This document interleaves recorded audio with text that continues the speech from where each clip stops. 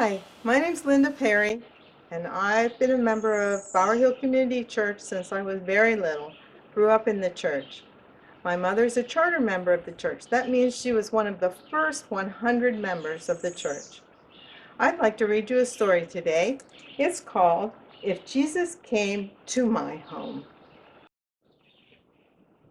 If Jesus Came to My House by Joan Gale Thomas.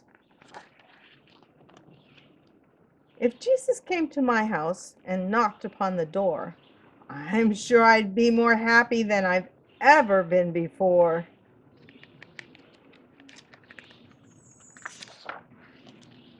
If Jesus came to my house, I'd like him best to be about the age that I am and about the height of me. I'd run downstairs to meet him, the door I'd open wide, and I would say to Jesus, "Oh, won't you come inside?" I'd offer him my rocking chair. It's such a comfy seat. And at the pleasant fireplace he'd warm his little feet.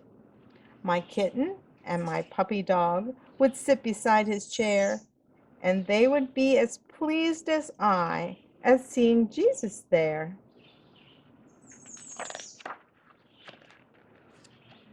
Then I would put the kettle on to make a cup of tea, and we would be as happy and as friendly as can be. I'd show him all the places that are nicest in the house. The hole behind the stairs where I pretend that I'm a mouse.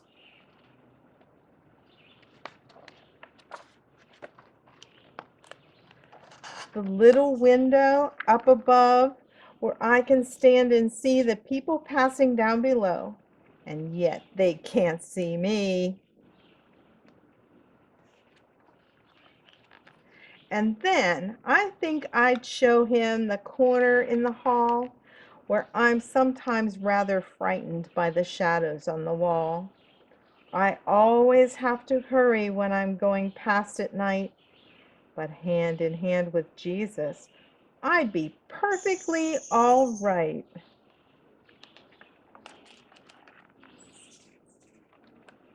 I'd show him around the garden and ask him please to bless the seeds that I have planted, and the peas and watercress.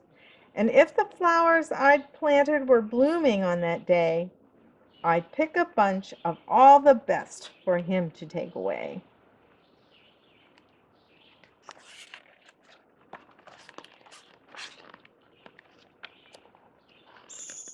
And then while he held the basket, I would gather 2 or 3 of the ripest rosy apples from my special apple tree.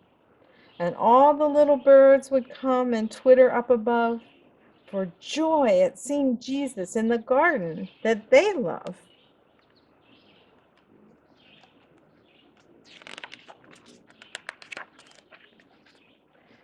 And then we'd play with all my toys, my nicest toys, of course, and he would have the longest ride upon my rocking horse.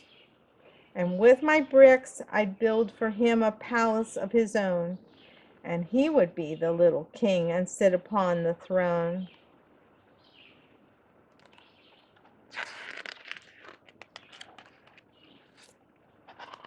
When we were done, we'd stack the toys all neatly on a shelf, but first I'd let him choose the best and keep it for himself. And when at last the day was done and shadows crossed the sky, I'd see him to the garden gate, and there we'd say goodbye.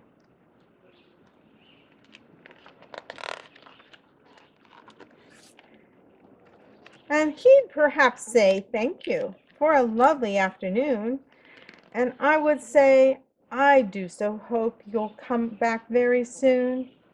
And then he'd smile and wave goodbye, and so would end our day. But all the house would seem to smile because he'd been our way.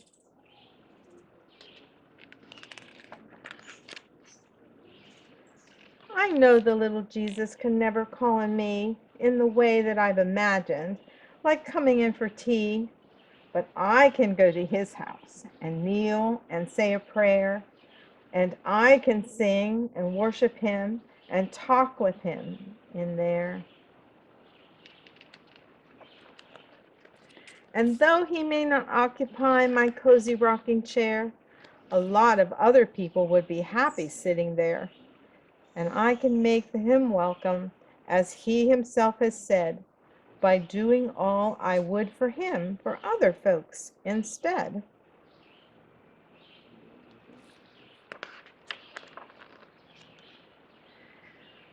And though the house is dark at night, with shadows on the wall, I never need be frightened when I'm going through the hall. Although I cannot see him, I still can feel him there, near to understand and hold my hand and drive away my fear.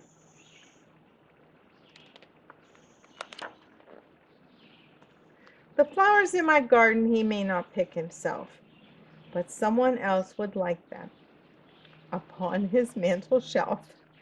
So if I know of anyone who's old or ill or sad, I'll take them there for Jesus' sake, to help to make them glad. I still can share with Jesus the nicest of my toys by lending them or giving them to poorer girls and boys.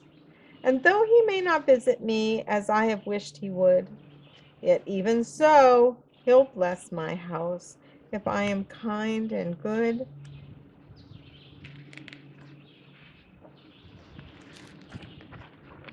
The end.